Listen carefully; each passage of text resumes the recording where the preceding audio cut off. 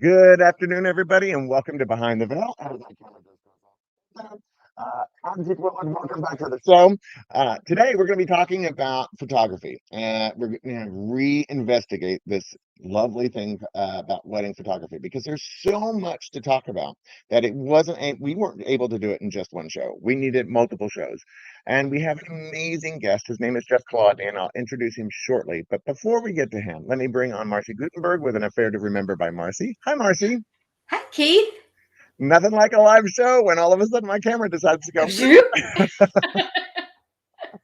I was like, oh, we're just doing the introductions. Excellent. Excellent. Well, that's actually one of the things I think is interesting because we were just talking to Jeff about having to deal with last minute issues and needs, and that you have to roll with some of these moments just like that. Just now. Right? I mean, but I think that's an important component. I mean, when you are looking for a great photographer, having somebody that can spin on a dime is really important. It's I mean, so important. I mean, these pictures last forever. they last forever and they can be used for so many different things. And that's one of the things that we'll be talking to Jeff about is about SEOs and how to use them for your professional life, but then also talking about our personal life. But well, let me just bring on Jeff. Jeff, welcome to the show. Hi, thanks for having me. So Jeff, I didn't do a big intro on you because my camera decided to do a big flip up, but will you tell us a little bit about you and your company, your current company? Okay, well, my name's Jeff Kolodny, and I own and operate Jeff Kolodny Photography. I've been a photographer since I was very young. Actually, 13 is when I started taking pictures. My father was a very, very talented amateur photographer. So when I grew up, we had a darkroom in the house. And my whole life evolved around picture taking. My family used to have photo night where my dad used to set up a screen and his slide projector. Oh my God. We used to post, and we used to have a slideshow, and we used to talk about our vacation pictures, our fun pictures, and why we love this picture, what makes this particular picture really great. You're that guy. You're the guy with the slideshow of his vacations. Oh my God. Right. It was a family thing, and every vacation photo was analyzed. That is awesome. So I grew up with this. That's horrific at the same time. It's like, oh, you don't look so good. You need to be, chin up. I mean, I could just imagine. Right. It was like the lighting looks great, and look at that bat. It was just, every single picture that my dad took. Yeah. We critiqued, and we also talked about what we were doing and how much fun we were having when that picture was taken. But it wasn't all critical, right? I mean, right. But it made for a very entertaining, fun evening. Wow. Well, and you did mention that, in your bio, it does talk about the fact that you've loved photography since elementary school. And I don't know, I mean, it's one of those things that, kids get kind of embarrassed about their parents at some point in their life. And the fact that your family was really big into this photography night. Did you ever go through a time in your growing up that you were like, you know what, maybe I don't want to do photography night? Or was it always a passion even through high school? It was always a passion. And actually, we took a family vacation. We took a cruise from New Orleans. It's Russian cruise boat to Mexico. It was the first cruise I ever took. And kids were not allowed in the casino, but I was 13 and I had a quarter. Right. And I put the quarter in the machine and hit 777. And the machine's making all kinds of security came over. So then the question was, well, what do we do with the winnings? I mean, the kid's 13. He's not allowed to have the money. So they gave the money to my parents. And my dad was like, okay, well, what do you want to buy? And I was like, a camera. Wait a minute. You got your first camera because you gambled? Oh my God. So I'm just saying, for all those kiddies out there, gambling is for you. They closed the casino big time. Security was posted at the casino. They made sure we did not go in there ever again. Oh my goodness. But I love the fact that they actually ended up giving you the money. But thank God for international waters. I'm just going to say that. They gave the money to my dad, who said, "Okay, you could buy whatever you want." within So you bought reason, your I guess. first high-end camera. Right, camera from the gift shop on the cruise ship. Oh. Oh, So nice. oh wow. So you were like, okay, I want to go. So the cruise ship got it back. I don't know what they're complaining about. Right. Oh yeah, they got the money back. Oh, that's what I'm like. They might as well hand you a camera. So okay, so then you get back from this cruise. You're super excited. You have your new camera. What do you do with it? What's like your first project, like your The thing dog. that you were like, I'm the photographing dog. the dog. Whatever, I skiing. Eventually I got tired of the camera from the gift shop, Right. and I ended up gravitating towards my dad's camera. Like my dad had very nice equipment. Had this little camera called a Rolly 35, which was like this very, at the time, high-tech pocket camera. The best lens, great for the ski slopes. And that became mine in no time. I mean, the fact that your whole life, it's all been about photography. And then I want to talk to you a little bit because again, some of the stuff that we were talking before we went on live, I love the fact that you were talking about the fact that you were building this portfolio and you moved to LA and the person that you were trying to get hired by literally laughed at you. And here's somebody that you've been doing photography since you were, you know, 8 years old, I'm assuming. Well, 13 after 13. But and then you were thinking, really? I've been doing photography my whole life. But I tell the audience what you did with that reaction when they said, you can't work for us, but you can go way down south in the valley to work for this other color place. Tell us that story. Well, I went to school in New York. I majored in photography, communications. And when I graduated, I was already shooting. I was making some money as a photographer. I was working on some movies. And every time I came in contact with a famous photographer or a film producer or director, or I worked on a movie, it was always the same thing. We're done shooting. We're going back to Los Angeles. It was nice knowing you. So I decided to go out there my junior year of college and check it out. And loved it. Just thought LA was, all my favorite photographers, they all lived in LA. Right. So I finished school. I packed up my portfolio. I got in my old broken down Ford Mustang and drove to LA. I had friends who told me your car can't even make it to LA. Good old college life. I heard it all. I would say, oh, it's 3,000 miles. They'd say, no, it's not. It's 6,000, 3,000 there and 3,000 back. I got to LA. I applied for a job at this photo lab that was the most prestigious photo lab in the country. I had no idea. I met the president. Well, I think for those that are under 30, you used to have to go get your film processed at a right. And this, this was the top lab in the country. It was the first photo lab that actually had digital imaging. Photoshop started pretty much with a lab like this. I met with the president of the company, and he basically said, "No, we're not going to hire you. You have a very nice looking portfolio for a college student, and you're very ambitious." But you can't work here. But he did send me to another photo lab that was in the corner of the San Fernando Valley in a town called Northridge. And they took me in, and I basically learned everything you could possibly learn about photo processing and printing and photography from the ground up. Of course, I wanted to be a photographer. So I ended up also getting a job working for one of the most popular studios in LA, this studio named Willie Leon Photography. And Willie Leon was an old famous fashion photographer and actually made his fortune in real estate. And he owned the Willie Leon building in Tarzana. And they hired me to work weekends. So they didn't really hire me because I didn't get paid. Every single weekend, I was out there shooting weddings and not getting paid, And how important was it for you in your learning curve on how to be good at what you do? Was figuring out how film is developed and the processes around it? It was extremely important because when you're shooting film, you have to pay for every shot.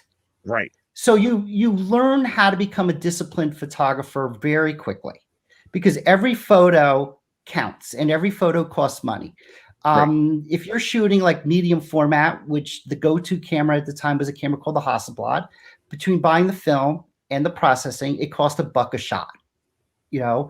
Now I had advantage because I had this photo lab job, so I could do photography, bring my film to work, put it in the processor, and we actually had parties in the photo lab where we would have models and beer and pizza and whatever. And the guy who owned the lab said, "No, I'm going to keep the lab open for you guys because I just want to be here."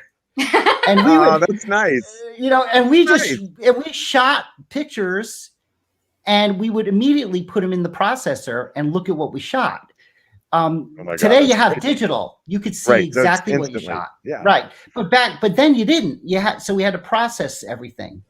What I love about this is because I'm seeing this geeky kid driving cross country, working for this random photo lab out in the valley, and then you end up doing photography for Playboy. Yeah. I mean, whoa! I mean, I'm like, you're here in the coolness level, and then now all of a sudden you're like way up here in the coolness level because you made it to Playboy. Right. It's a long road. It wasn't, and not an easy road, and a road that was paved with a lot of frustration. At a certain point, the person who owned the lab, the little lab in Northridge, he learned that, Jeff's going to be a pretty good photographer, and I can actually hire him. And if Jeff does the photography, I get the lab work. So I ended up doing some corporate work, commercial work, and photography for some department stores, and I would do the photography, and then he would get a print order that was like $50,000 for like a gazillion posters that go to every single store in the country. And I was the photographer. At a certain point, people sort of started saying, "Hey, can Jeff shoot for us outside of the lab? Why does he have to be attached to this lab?" Basically, I was attached to a big bill that these people got. So I started. And we would talk about this as well. I mean, that's kind of how I got my start in this business also, is that I was working for a hotel, and clients were saying, "Well, I don't want to have to do my event at this hotel. Can you do my planning at another location?" And that's exactly how I got into the wedding business and being an event planner. So I totally get it. And it's such a great way to blossom, so to speak, into your next career, because it feels very like next step. Right. And you have to learn somewhere, and you have to, be thankful and somewhat humble with the fact that somebody gave you a shot. Somebody, 100%. let you work for them. And, in every profession, mistakes get made. And starting out, you want to try to get past these mistakes as quickly as you can. And if you're making mistakes with someone else, it's a bummer. But at the same time, you've already made that mistake. So you're not going to do that again. You're like, okay, now I know what not to do. Your boss may not be too happy, but of course, if they were that unhappy, they would fire you. So the mistakes couldn't have been that bad. And I love the fact that you said, you can't really, again, before we went on, we talked a lot before we went on, but I love the fact that you said you really can't, you said somebody famous had said that you can't really call yourself a professional until you've logged 10,000 hours in what you are doing. So why not log that 10,000 hours with somebody else and make those mistakes while still making a living before you do what you're supposed to go into? Sure, exactly. And start working for yourself. Exactly. And I would never have access to, I'd never find myself in a situation where I'm photographing bride after bride after bride after bride on my own. That would have never have happened, So it happened for another studio. And granted, I didn't get to use those images because they belonged to the studio, but I did get the opportunity to shoot and look at what I shot and have somebody critique it, because every image I shot was critiqued. I used to sit down after a wedding, and my boss used to go through every single photo. Okay, bride with mom, check. Bride with dad, check. Bride with mom and dad, check. Where's the bride and her brother? She didn't have a brother. Okay, just checking. So I was responsible to make sure that everything was covered. So when I show up and I'm photographing a wedding now, that's top of mind. Like, I don't have to think about like, did I get this? Did I get that? It's natural. I have a natural sequence for covering everything that needs to be covered. and I don't need to look at a list of like, Right. at least not the basic stuff. When you get into like, great aunt so-and-so, obviously that sort of thing, you're going to ask your client, do you have a list of those special people? But a lot of it is experience and having your hands held to the fire with your boss, making sure that you got everything you needed to get. It's interesting that you've had the same kind of like critique system since you were in elementary school. The family getting together and critiquing photos, and from a very early age, and then your boss did it again at a different age. Now, do you find yourself doing that for new photographers that are working for you? I do. When someone's working for me, I critique everything they shot. I sat down with them. I go through what they've shot. I try to be as non-threatening as possible because I work for some people who, quite frankly, were hard asses. I mean, they were just not easy people to deal with. That lab job that I had in Northridge, Right. every day I went to work, I thought, okay, today's the day I'm going to get fired. And so I mean, it was tough. It was really tough. Willie Leon, a lot of big egos. Right. And do you could touch my camera, but don't break it. Like hello. And plus you were in LA, so I mean, add that to the ego list. Oh, yes. I mean, oh my God, I can't even imagine. Yeah. So now let's talk about like, because I don't want time to get too far away from us before we get into the meat of what we're going to talk about today, which is what makes a good wedding photo. If you're a bride and a groom out there, right, and you're looking for a photographer, what are some of the top things that people should be looking for in their photographer outside of experience? Because experience, I feel like, is one of those things that everybody automatically looks for. They go, how long have you been shooting? And, how long have you been in the business, et cetera, et cetera. But, what are some key things that you would want your photographer to say when you are talking to them about shooting your wedding? I mean, I know that seems like a fairly vague question, but I'm trying to look at it from the point of somebody that's a newbie into the wedding business, because most couples have not been married before. They go into this with eyes wide open, like, holy moly, I had no idea that there was so much to choose from and so many things to ask. So I'm trying to figure out a way to pare down like the questions that you feel like couples should be asking from their photographer.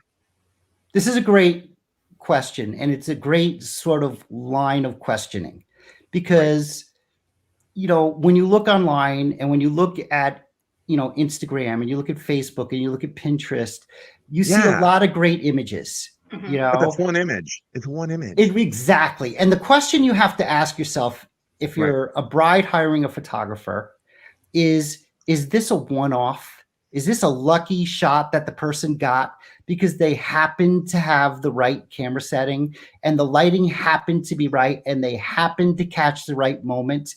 That's the question that you need to ask yourself. And that's what requires further investigating. And I have to tell you that there's a company out there actually that I've used several times, and their Instagram is amazing. And the product that I've gotten, there were like 7-10 shots that were amazing, but they took thousands. Right. And it's like, oh my God, I wanted so many better pictures because this event was amazing. And why couldn't you be like your Instagram the whole time? So I've fallen into that trap.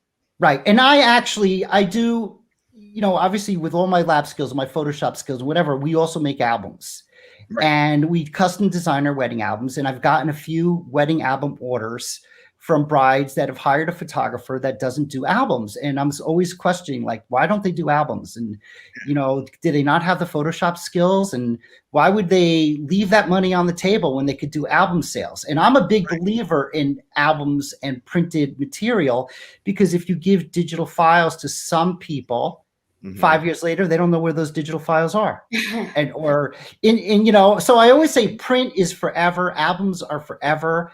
If you have a disc or a USB sitting on your coffee table and it says wedding, chances are someone's not going to ask to see those pictures. But if you have a wedding album, a beautiful album sitting on a coffee table, someone's going to pick it up. So, look at it. Right. And this album is going to last for generations. So in order to make an album. And by the way, you just sold me on albums. I've never been a huge like album person as an event planner. I always think, like it's gonna collect dust. What do you do? But I love the fact what you just brought up, and it's stuff I hadn't thought about. Sure, and it depends on the person too. I mean, it depends on the person. We do a lot of albums. And they're going to be, and they get seen. I mean, I have a picture on my website in an album section where, and this is very common. The bride ordered a custom album to match the carpet in her house because it's going to sit on the coffee table, and she wants the album to match the decor of her living room, and it fits in perfectly. This is like a beautiful piece of artwork that sits in her living room. Sorry, it looks so good. I had to take a picture of this. I'm like, oh my God, this like. Was the living room designed for the album, or was the album designed for the living room? Right. I caught that. Yeah, sorry. That was a little dirty humor there. Okay. So back to the questions that you feel like a new couple should be asking. Okay. Their photographers. Like, what are some of the basic questions that you feel like couples should be asking that they're not? Okay. Well, one of the first questions is, can we see an entire wedding gallery? Okay, when most photographers shoot a wedding, the pictures get posted onto a gallery. And that gallery has a password. And if you're a bride looking at photographers, you want that password from several different weddings. You don't want to see the best of the best. You want to see an entire wedding. Right. And that's going to give you much more clearer idea as whether the photographer is able to shoot on command. Smart. You want to look for good lighting, nice posing, pictures that are in focus. One of the things also, and I mentioned albums for a reason. We had a client that wanted us to make an album. We got the pictures from the photographer, and the pictures, a lot of them were so underexposed they weren't usable. They were very grainy. And one of the pictures actually was all the bridesmaids lined up, and you could see the shadow of the photographer in the bridesmaids' dresses. And, and the bride was like, "Can you get rid of this shadow?" And I was like, "It's a pretty detailed shadow. You could see his head, his arms, him holding the camera, and it's right over the dresses. So this isn't going to be easy." And of course, that was followed up with, obviously fixing the pictures. It wasn't just make an album; it was fix the pictures. And all these pictures look great when they're small, but you try to make an album, like if you have an album that is 12 by 12 album, you open that book, a double page spread is 12 by 24 inches. That's a big print. If that picture is not solid, it ain't going 12 by 24. Okay. So that's where the technical expertise has to be there. The photographer has to be able to shoot images that are well exposed and that look good. So another thing that a bride could ask is, can we do an engagement shoot? Well, and I was actually, that was literally on my brain. Like, it doesn't make sense to do an engagement shoot with a new photographer before you hire them for your wedding, because many times a photographer will say, "I will include an engagement shoot if you hire me," and I almost feel like that should be reversed. Like, we'll pay for an engagement shoot, and if we like it and hire it, maybe you can then discount your package to include that. But yes. Right. Absolutely. And the idea is that, like I had a client that I talked to the bride. The bride, was like, "Oh, I'm fine. I'm happy to hire you. I love your work, blah, blah, blah. The problem is my fiance, and I talked to him and he was like, tough guy, I don't like pictures. I don't like having my picture taken. I'm a very hardworking lawyer and I don't smile. What are you going to do about it? Like, that's how he put it to me.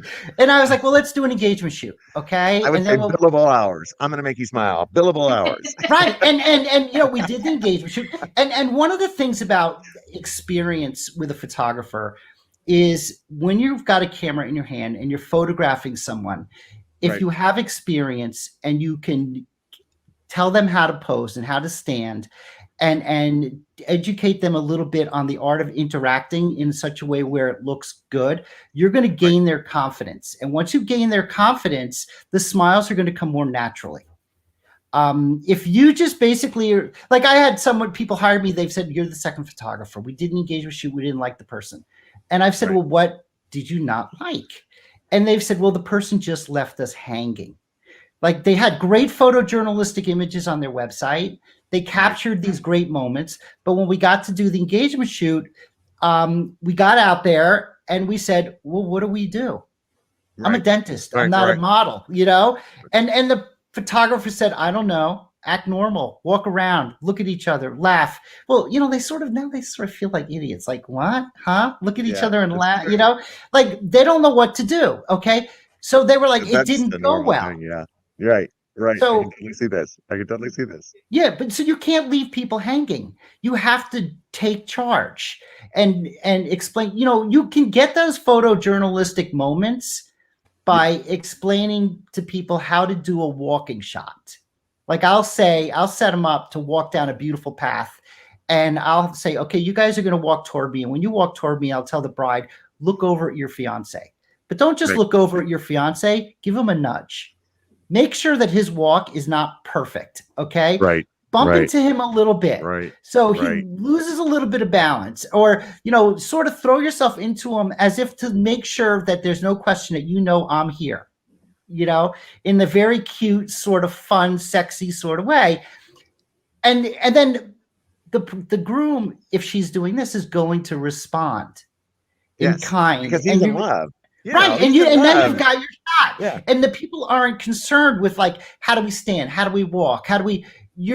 They're doing it. It's them. They own the shot. They own the pose, but you're helping. Okay. Which is a much better way of doing things than just saying, well, I don't know, you know.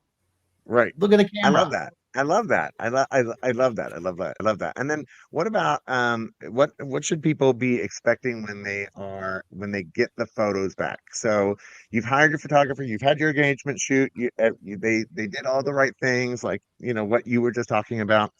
You know, what should be the average number of photos that a couple should be expecting back from a normal wedding? Let's say a 5-hour wedding, right? Ceremony, cocktail reception, dinner, dance, etc.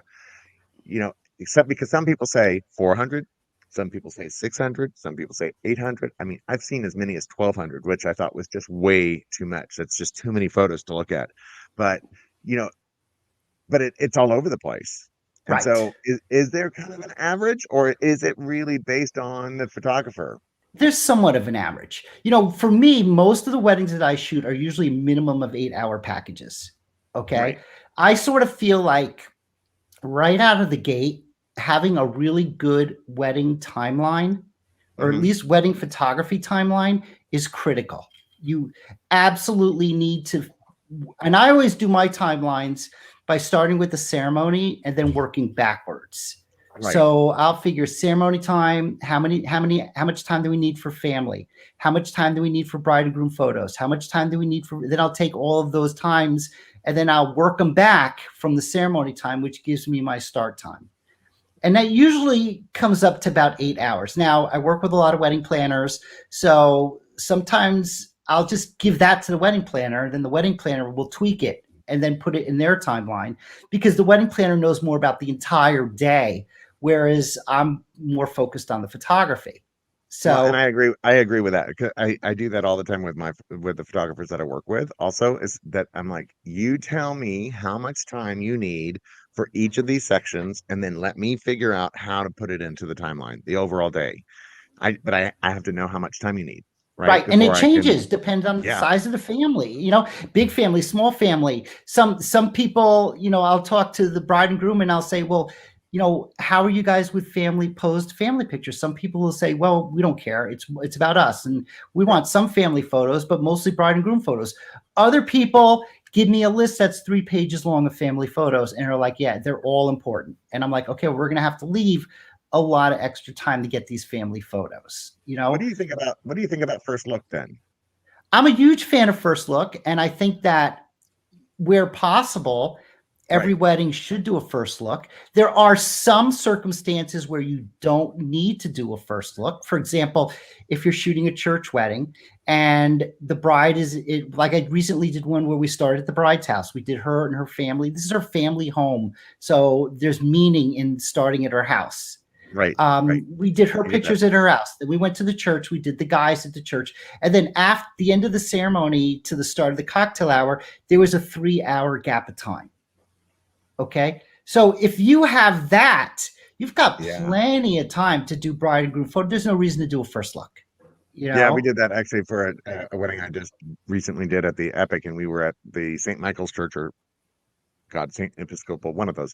Anyway, so same thing. There was like 3 hours of time between the end of the ceremony and the beginning of the party, which was horrible for the guests, but amazing Yes. for the bride and groom and the family, because they were able to get all those amazing photos, and they just turned out stunning. Oh my God, stunning, because nobody was pressured. Right. You know, Right. there was no like, oh, we got to get these in because I want to get to my cocktail reception.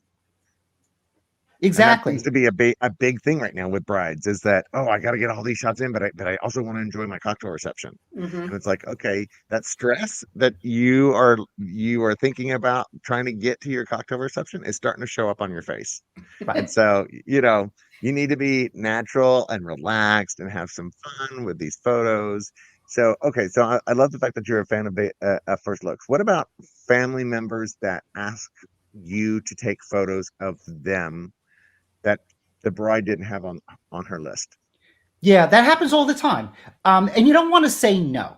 Like I never want to out and say no. But what you Right, could say is not now, but I'm happy to do that later. right. Okay. Come up to me during the reception and I'm happy Mhm. to do beautiful family photos for you. Okay. I just can't do that right now. You Right. know, There's um, always an aunt or an uncle or somebody that Hmm. is a little pushy that says, I really want to get a family photo of everybody under the archway. And I know it's not on the list, but do you think we could just do a quick one of us and the bride?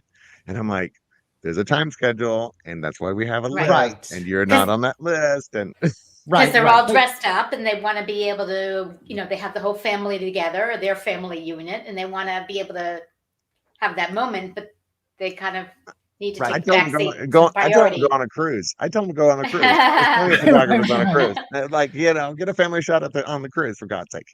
right, right, right. Yeah.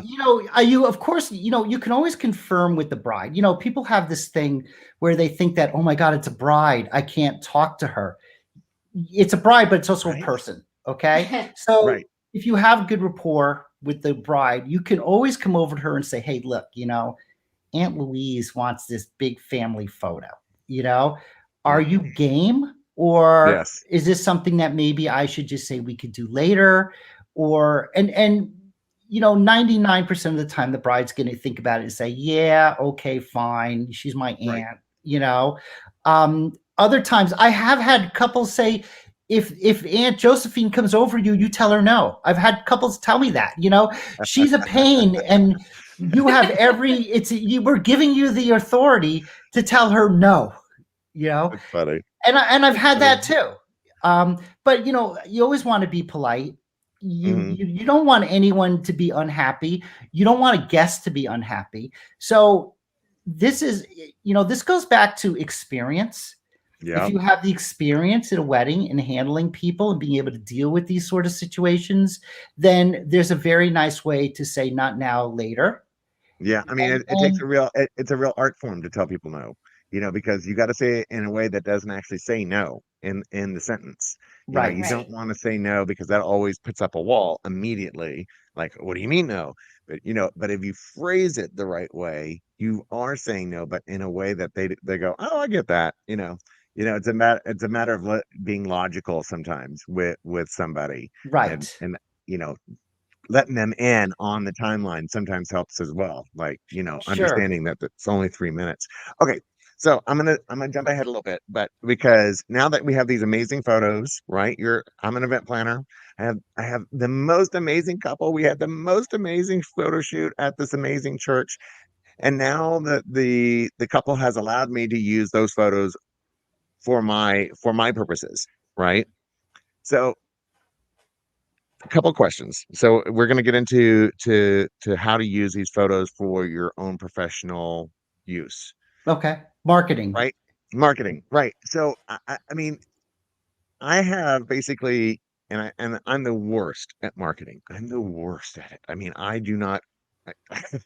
I am like literally drag drop 30 pictures into a Facebook post or 3 photos on an Instagram and shoot it out there, and that's it. I don't have a lot of thought process behind it, as sad as that is. So what should an event planner or an event professional be using for the professional photos? Is it people, or is it, because I've heard both. Is it people, or is it backgrounds, decor, visuals, It's or a both. mixture?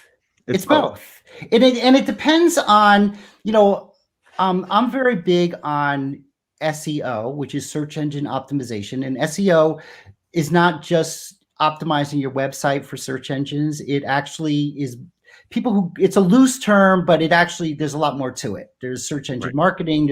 And the idea is you want to come up on the search engines and you want to do that through your website. Okay. Right. So, Okay. and you're basically playing into what Google is looking for. Now, there's all kinds of other search engines. So, for example, even Instagram is a search engine. Okay. Yeah. All of these platforms are search engines. Yeah, And we just had somebody on that was a professional about Pinterest, and we went through the whole process of like how Pinterest is different than Instagram and Google. And I mean, it was eye-opening. But so SEO for right. your, so we're gonna Well, talking about specifically there's for your, Yahoo, there's all these yeah, other things. They all follow what's known as an algorithm. right, And Google is pretty much the maker of the algorithm. So when you talk about search engine optimization or work or optimizing for search, right. people mostly say Google, but when they say that, they mean Google and other search engines. Got you, Okay, got you. because they get the lead from Google. Okay, most of the time, are there differences? Yeah, there are. But basically, what applies to Google in a lot of cases is going to apply to other search engines. Okay, So what would be a search engine kind of phrase that you, because I don't really even understand. I mean, we've been doing the show for a couple of years now, and so a lot of people have brought up SEO, and I figured since you seem to be very you have a good grasp on this, what exactly is a search engine phrase that could be an example of what we should be putting into our website to get us pulled up? Is it wedding planner Fort Lauderdale? Is it amazing wedding planner? I mean, are those even phrases that are considered a search engine optimizer? well, those are what's known as long tail keywords. Okay, There you and go. when you have a website, Mhm. search engines, Google, they look for text on the page and they're looking for keyword phrases. Okay. Now, what you want to do is you want to use keyword phrases that are relevant. And Mhm. if you could, keyword phrases that incorporate your location. Because by putting in your location, you're eliminating competition that you quite frankly don't need to be competing against. If you put in, event planner, well, you're competing against the entire country. Or the But world if even. you right, or the world, Yeah. right. Or Yeah. if you put in South Florida event planner, you're eliminating a lot of search area that you don't need to be optimizing for anyway. Now, So but do you have to put in South Florida, or do you have to also put in SFLA? Or, I mean, how many different ways do you have to put in a South Florida? lot, a lot. And this is where you get into like the nuances of SEO. Right.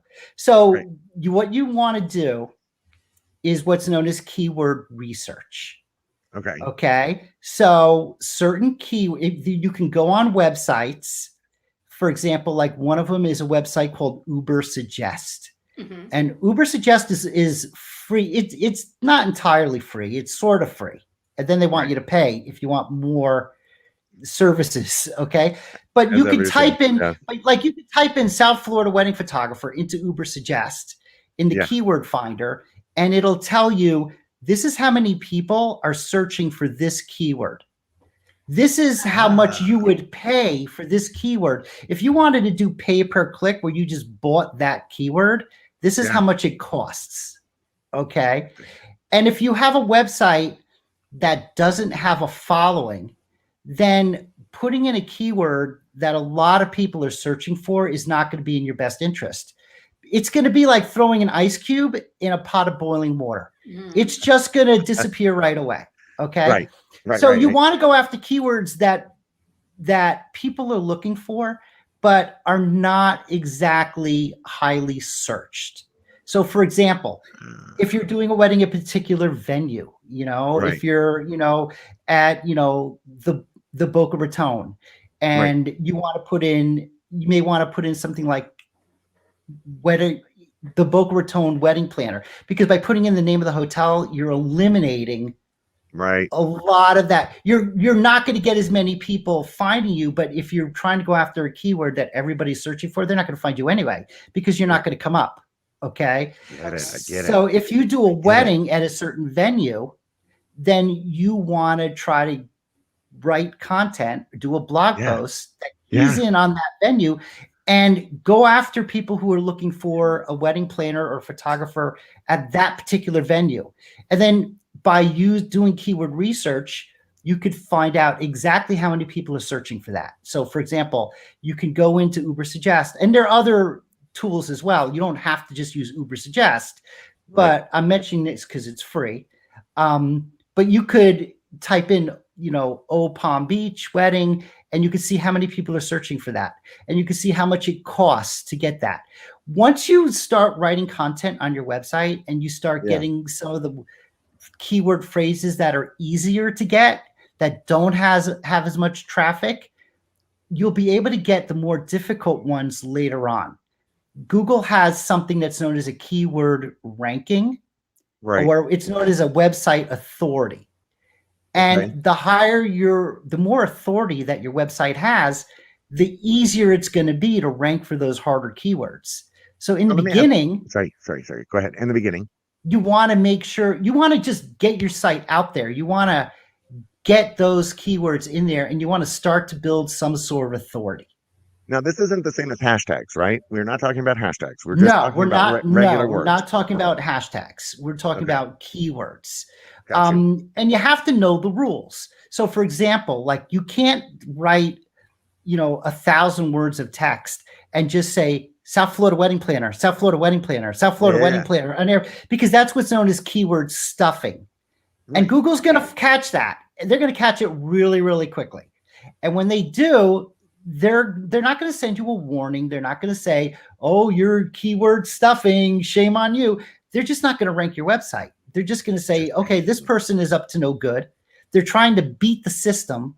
We're just not going to rank their site, So amazing. I didn't even think about that, because, everybody talks about adding keywords to just in general to your website into a hidden area. I've heard this before, that people are like, oh, you need to add keywords to your site, but it needs to be hidden so it doesn't pop up on your site, but at least your website. Isn't that keyword stuffing? Yes. You got to think of Google as very paranoid. Okay. Yes. Their main focus is that they want to provide the best quality search results. And they do that. There are a lot of different ways they figure this out. Okay. I mean, they're very smart. I did everything wrong before I did it right. And oh my God, I'm doing everything wrong. And I did SEO where I thought that I was smarter than Google. And I learned really quickly that I was not smarter than them, and I paid. I actually had two websites. I had one website that ranked high and one which was completely bad. It ranked high, but it wasn't a good website. And then I made a new website that was made correctly that didn't rank. So what I did was, and this is when I was studying digital marketing, and I was a student at FAU studying digital marketing, and my professor was this digital marketing guru. And I went into class one day and I said, you know what I did? I took the content from my old website and I put it on my new website, but I rewrote it. So the word is different. And the professor said, great, now go back to the old website and just delete that content, because you don't want to have duplicate content. So delete it. I said, it's not duplicate. I rewrote it. It's the same way. So my ranking started to grow, and then they just crashed. And then I got a note from some other SEO guru saying, hey, you know why your website crashed? You know why your rankings went in the toilet? Because you have duplicate content. Because this wedding and that wedding are the same wedding. even though the words are different, even though you thought you were smarter and you could change up the text, it knew. It figured it out, and I got penalized big time. It took me 4 or 5 months. It figured it out. They can figure out the difference between South Florida wedding photographer and wedding photographer in South Florida. It can figure out that it's the same thing. It can also compute that it's a different keyword phrase, and you can get by on 2 different blog articles by trying to, but it can also figure it out. So Google is sort of like, they're going to scan your content and they're sort of going to make a decision. Do we let it slide or do we penalize them? So you have to really know the rules. And there are ways to communicate with Google. Right. And convey to them, like when you have a website, you can install something called Search Console, which is free by Google. And that's like an indirect way of communicating with Google. So when I write content, feels very Big Brother. I have to tell you, it feels very Big Brother. Like, oh my God, they're basically really controlling what everybody gets to see, and you have to play by their rules or you don't get seen. Exactly. Yes. But they own the space. They own the space, and Facebook owns the space, and Instagram owns the space. They all own, and they all have their rules. And it's their world. That's true. It's true. It's their world. It really is their world. I mean, at the end of the day, it really is. So you got to play by the rules. But I find this fascinating. I mean, this is so fascinating because I feel like I was listening to all the wrong things. I mean, I feel like we've had the same conversation with other experts, and I love that. And every single time I learn a little bit more about how this works. But if you're a new business, besides listening to a show like this, I mean, how do you even figure this kind of stuff out? It's trial and error. Yeah. And well, in my case, I did really well because we just wrote good content, and unfortunately wrote good content on a website that wasn't very good. And we started to rank. But at a certain point when I needed the new website, I decided that I wanted to get more formal education. So I ended up taking this certificate program at FAU. And I looked online trying to figure out what can I do to increase my search engine ranking. This class popped up, I called the number. I got a hold of the head of the business department, and she said, "Oh, this is the hottest class we have on campus. You're never going to get in." Okay. There are only 20 spots available, and 18 were already gone. And 2 other people said they're signing up. Meanwhile, on my computer, it says, "Put your credit card in here." So I put in my credit card, and I'm like, I'm already in the class, and it was intense. I mean, the guy who taught the class knew his stuff. And when somebody starts, like the first day of class, the professor said, "How many people want to drop the class right now?" And most of the class raised their hand. And he basically said, "Listen, just stick with me." It was 14 classes, 3 hours a day, plus homework, blah, blah, blah. He was like, "Just stick with me. Let me just go through day 1, day 2, day 3, day." Right. And by the time we get mostly through, you'll know what I'm talking about. You'll understand how it works. And the thing about SEO is that there is a path that should be followed in order to be successful. So when you go online and you're looking like keywords, this, that, the other thing, what you're getting is like you're getting bits and pieces of really good information, but it's not in any order. Nobody's explaining to you how this piece of information interacts with that piece of information, and how if you do this, you're going to be penalized, and how you do that, you're going to be penalized. So there's bits of information that's missing. And by doing a certificate program, by doing a class, then you can learn this. But the other question is like, do you have the time? Like I've gotten SEO clients that have been like, I barely have time for the show. I barely have time to do this. Oh my God. Right. So they're sort of like, like I have SEO clients that, I manage their SEO for them. They know about this stuff. They know what I'm talking about from talking to me. They don't have the time to do it. They don't. So they're like, Jeff, that's why we have you. Right. Exactly. That's why we have you. Right. And now I can't do all of this myself either, but I have Right. a staff. I have writers who work for me, and I tell them basically this story needs to say this. This is your focus keyword. I need an article written like that. Then we go through and do the backlinks, which is a whole other topic, Oh my God, we definitely Um, don't have time to do the yeah, you backlink definitely don't have part, time but for that, Um, wow. but like I'm pretty proud to say that I've gotten very good results. If you go on Google and you search for South Florida photographer, chances are I'm going to be on page 1. If you Yep. type in South Florida wedding photographer, most of the time, Right. Headshot photography, yeah, I'm on page 1. Bar mitzvah photographer, I pretty much own page 1, That's funny. That's funny. but it Well, took a and it's long time to get to that status. and And I've done that. I've actually done that. I've actually gone into Google and put in, like, South Florida wedding planner, South Florida event planner, and I'm impressed because Bettina B, good for her, Bettina, because she's doing something right, because she always comes up on first page, always, always, Mhm. always, no matter what. And I'm always like, oh my God, how is that? How is it? She always ends up on first page, and now I'm starting to understand, because she gets this. She sure, she's also understands this. very good at Instagram. Like, whoever's doing her Yeah. marketing is definitely doing a very good job. I think it's her, actually, because we've had her on the show and she's very smart. Oh my God. Mhm. She's very smart. Young, but very smart. Oh my She went Yeah. to goodness. law school. Yeah, she went to law school. So that's what I'm saying. It's like, Yeah. but that's why I brought her up, because, Right. you do a search for South Florida event planner or South Florida wedding planner, her name comes up automatically. So she's doing something right, because I know that she does a blog post every week or every month, and has been doing it for years. And so, does it make a difference about longevity, about how It long you've been does. doing it? It It does. does. Google, part of their algorithm figures, and nobody knows exactly what Google thinks. People can only Right. sort of say, because they're not going to tell you. But Google looks at how long you have been adding fresh content, because they want a website that's committed to helping the audience over the long term. And I suspect that Google sort of looks at it like this in part. If we hire an SEO person, that Right. SEO person is going to have a 6-month contract or a 1-year contract. After 6 months or a year, if the person's not getting results, they're going to stop.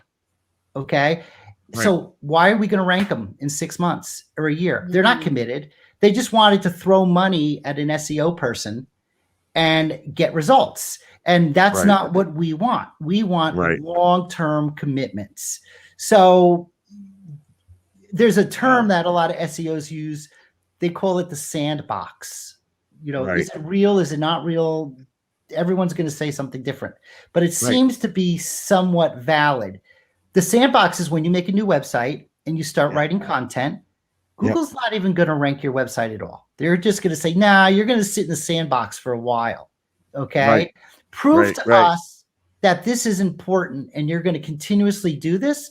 Then we'll sort of maybe start to let you out of the sandbox. But don't think that you're just going to write an article that's 8,000 words and show up on page 1. That's not going to happen because you're in a sandbox. Ah. So, like I said, this is a theory, and different SEO people are going to say different things, but it seems to hold true.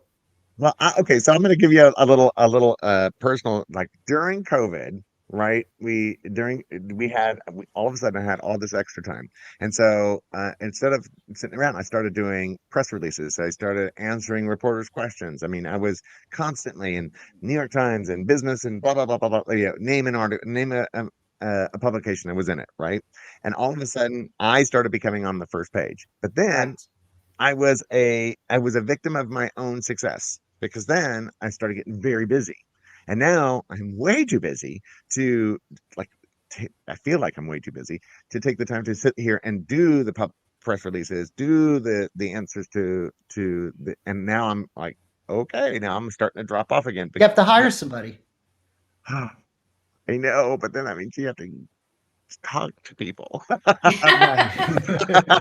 I mean, that's it. You have to hire someone, Right, and right, then, bump up prices to be able to pay them, right, and that's just 100%. a But natural progression of being successful. yeah, but man, it's hard, because if you're a small business, learning how what is important, who to hire, and what to hire is very difficult to figure it Sure. out at the very beginning. That's why you have to be generally smart and generally understand enough so that when you hire the person, you know something so they can't just BS you. Like you have to be able to say, they're legit.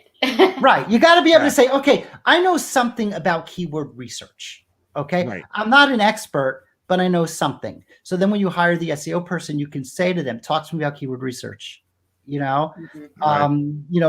that to me, Yeah, but there's always that, you get those phone calls from the Google person, quote unquote Google person, that says we can help you rank higher on and a lot of times it's like, I remember somebody said that if you pay us based on how much you pay us, you either come up on every search or every 10th search or every 20th search or every 100th search of a particular keyword, right? Right. Somebody says South Florida event planner, and that you could pay Google to come up on You a could. specific list. Absolutely. But it was expensive. It was expensive. Right, because Google knows how much the keywords are worth. Yeah. They know how much a keyword is worth. So you have one of two options. It's either pay and do what's known as pay per click, and you put a certain amount of money into your account, and then every time you come up or every time they click on your keyword, that money comes out of your account and that money is gone. Or you could try to go for the organic. Okay. Now, one of my test questions in my class was pay per click costs money and organic search is free. Well, that's not true because you've got to pay someone to do the organic search. Okay. Right. The difference is once you have arrived with organic search, you don't have to pay every time somebody clicks on your website on page one. But you got to pay someone the right content to do the backlighting, do the SEO. You have to pay someone to do all of that work. And then you've got to slug it out for like a year or 6 months or whatever when you don't come up. And that's probably the hardest thing because you're paying someone to do your SEO.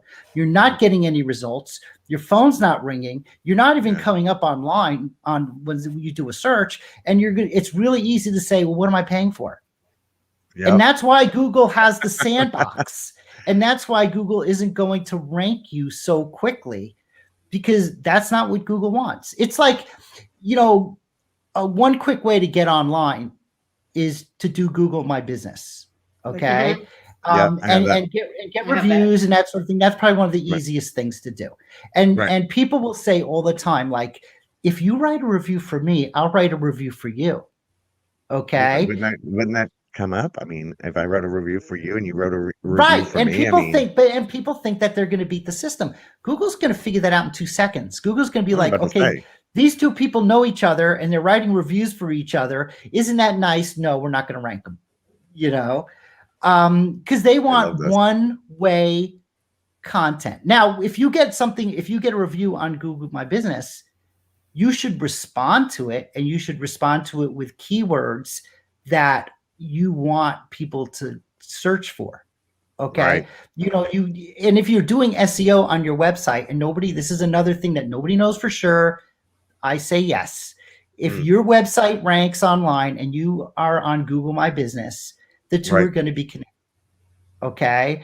Both get taken into account, and you're going to find that your Google My Business page is going to be more successful than if you just did Google My Business and you didn't have a website tied to it. Okay. Let me ask you a question. So a lot of times when I use the product or service of a vendor, I write a review for them. If I'm writing the same review for them on, let's say, Google and something else, does Google knock one of them out? Yeah, because I have people copy and paste their reviews all the time because I say, that's what I'm thinking. Yeah, right. So I've got Google. I've got Google. I ask people you don't have control over what people are going to do. Okay. I do ask them if they could write a different review. Okay. Or just review on one of the pages. Don't review on both of the pages. There's no, Google and I'm saying this, Google and other search engines, they're smart enough to also realize, hey, people are people. Like, what does a bride know about SEO? She's just, you know, or some brides do. I have a client who's hired me who is an SEO person, you know, so some people do, but a lot of people don't. People who are writing reviews, a lot of them don't know about this. So they're going to cut some slack to a certain extent, where they're going to say, we're not going to penalize somebody because they have a really happy client, you know, and they're posting on the Knot, and they're posting on Google reviews, and it's probably not. And whether you're going to rank or not is based on not just one review, but a lot of reviews. You know, it's the whole thing. It's how long you've been doing this. So, and I think that is a great place to wrap this up, because that is our hour. Oh my God, guys. It went by fast. I mean, I know it went by so fast. I could have a lot of great information there. A lot of great information. And Jeff, I can't seriously, not only are you an amazing photographer that has obviously a huge amount of experience, you have literally opened my eyes in a very nice way. You didn't make me feel stupid, which was great, because that's an easy thing to do. So, no, I'm kidding. Anyway, but again, thank you again for being on the show, Jeff Kolodny. Thank you so much. And of course, we've got Marcy Gutenberg with An Affair to Remember by Marcy, and Keith Willard with Keith Willard Events. And we will see you next Tuesday right here at 2 o'clock. But for now, everybody say goodbye. Bye. Bye.